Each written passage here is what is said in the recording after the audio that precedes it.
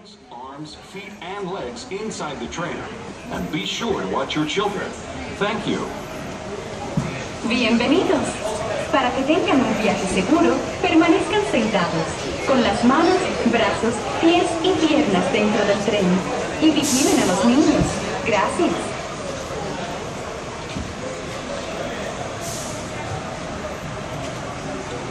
We're all clear, driver.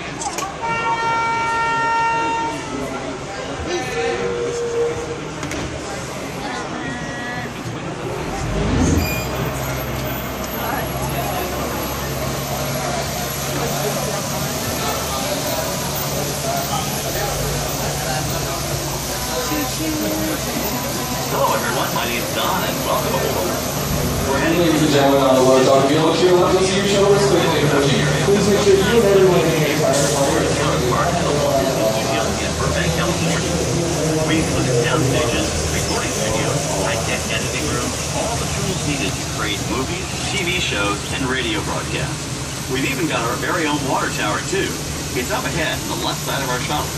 We call it the Earful Tower. It's inspired by the water tower Walt Disney had built for his Burbank studio in 1939. Our Florida tower stands a lucky 13 stories high, and we added our own creative touch, a giant set of Mickey Mouse ears. If you wanted to wear those ears, you'd have to have a hat size of 342 3/8. Up ahead, after the next bend in the road, you'll have a perfect opportunity to take a picture of this famous icon.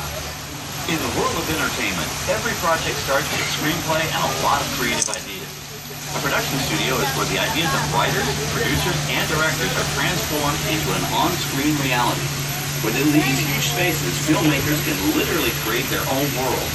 Our Florida sound stages are soundproof, weatherproof, and most importantly, air-conditioned, all vitally important for the cast, crew, and equipment. Many of the crafts needed for filmmaking are located right here on the lot.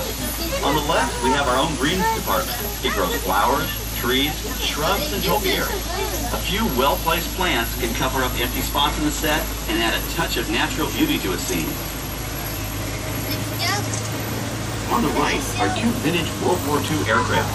But these P-40 replicas were created specifically for the big screen, even though they look as if they could join the action at any moment. You might say these TIE fighters are real characters. Oh, keep your cameras focused to the right. We're coming up on that perfect angle of the Earful Tower I told you about. It's a true masterpiece.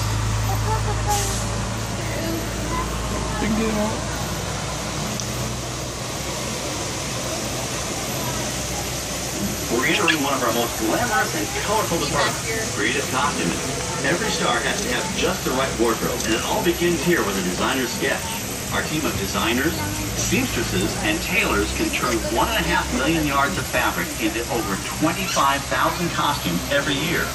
Many of these costumes will become part of the shows and attractions of the Walt Disney World Resort. In fact, here in Florida, we have the largest looking wardrobe department in the world.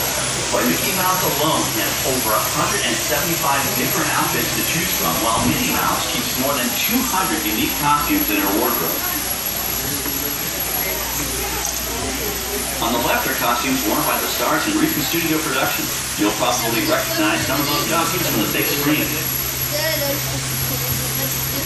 Every story needs a setting, and our design staff can create just about any place a script calls for, from an urban city street to a remote desert canyon. On the left is our scenic shop where large-scale sets and props are built. Our team of set designers, carpenters, artists, and engineers has created caves and caverns, game show sets, even replicas of the U.S. Supreme Court and NASA's Mission Control, all on our sound station. This shop also provides sets and props for our shows and parades here at Walt Disney World. The same skill and craftsmanship that goes into a movie set can also be used to create magic for our parks. Either way, it's all about making dreams come true.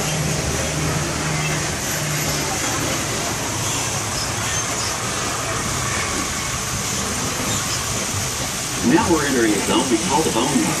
It's an outdoor storage area for oversized props and vehicles. Cars, trucks, boats, planes, we often save these props in case we need them for future production.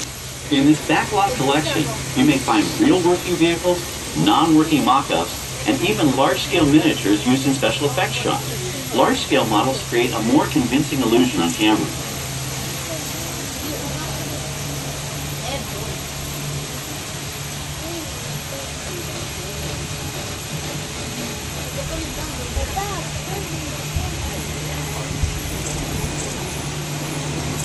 We're now passing by the sets for our Lights, Motors, Action Extreme Stunt Show. On the left, you may catch a glimpse of the Mediterranean fishing village that sets the stage for this thrilling attraction. We'll get a closer look at it soon, but for now, we're approaching one of the largest standing sets on our back lot. It's over on the right. It may not look like much from this angle, but it's pretty spectacular on the other side.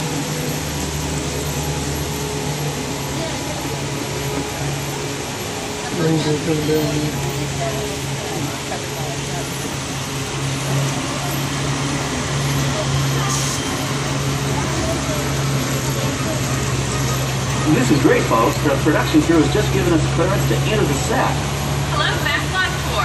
I'm Amy, a production coordinator here at the studios. I can see your shuttle heading toward our canyon set. I've given your driver permission to come in and take a look around. I'm up here with our effects crew, and we're getting ready to shoot a test sequence. Oh, on the way in, you're going to be crossing a wooden bridge, and things may get a little bumpy, so please, hold on to your belongings, especially hats, cameras, and glasses, and keep an eye on any small children in your party. And of course, please remain seated at all times. Welcome to the set. As you can see, we brought the bare, dry deserts of Southern California to green, typically humid Central Florida. This set is based on real locations that our production designer took pictures of. Our set crew spent about 6 months building the canyon, but we've used it for a number of TV shows and specials over the years. For our upcoming production, the script called for a tanker truck. We found this one in our backyard, but it was too big to drive into place. So we picked it up with a crane and set it down here. We're up on the overhead platforms, and I see our director has arrived. As soon as the rain effect is ready, we'll begin the sequence. Rain effect? This sudden shower is really just a special effect. We've rigged up a series of water nozzles just above your trim. The water stream is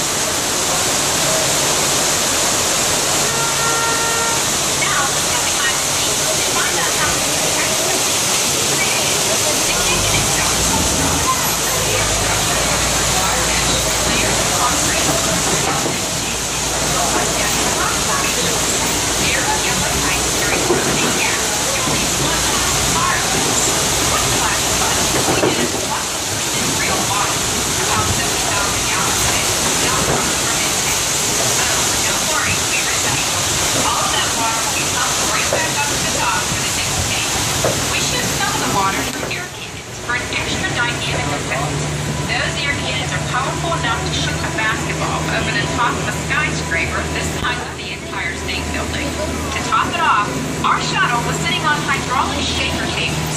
They provide the shaking, rattling, and rolling sensations for the scene. The entire sequence can be reset in 3.5 minutes.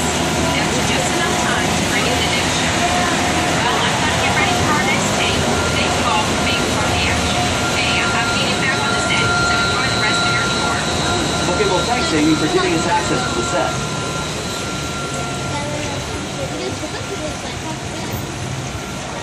Hi everybody, I'm Clay Hall, the director of the new Disney Studios animated feature, Planes. Looks like the historic aircraft on the right is getting into the spirit of our new film.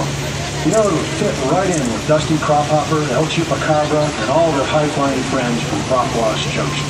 Now that plane was known at airports across the country as November 234 Mickey Mouse, or the Mouse for short. You know, back in the early 1960s, Walt Disney himself used this plane to scout locations for what he referred to as the Florida Project. His team purchased many acres of land here in Central Florida, but they kept the Disney connection a well-guarded secret. Eventually, the secret was out, and the Walt Disney World Resort became a reality. I hope you enjoy the rest of your tour, and I hope you enjoy Planes. On our right, we once again sweep past the magnificent Mediterranean village of our Lights, Motors, Action Extreme Stunt Show. This high-octane attraction is based on the hit show from the Walt Disney Studios Park in France. In this action-packed production, you'll feel like you're right there on the set during the filming of a spy thriller, complete with custom-built cars, motorcycles, even jet skis. You'll experience the split-second timing, coordinated driving, and fiery special effects that make action movies a real blast. The staging area to our right is known as Acceleration Alley. Here, the custom-built stunt show vehicles rev their engines up to 70 miles an hour before making their high-speed entrances off the stage for our Lights, Motors, Action Extreme Stunt Show, a first use of professional stunt driving.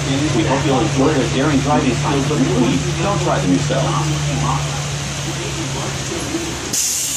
On the left, we've reached our second boneyard with more historic props and vehicles. When we reuse older props in a new production, they're often refitted with custom parts and given a whole new color scheme. You might not even recognize them the next time you see them on screen. For instance, coming up is our friend Herbie the Love Bug. He went through a special demolition derby makeover. Those dents and dings were added on purpose, but he can be polished up as good as new for his next starring role.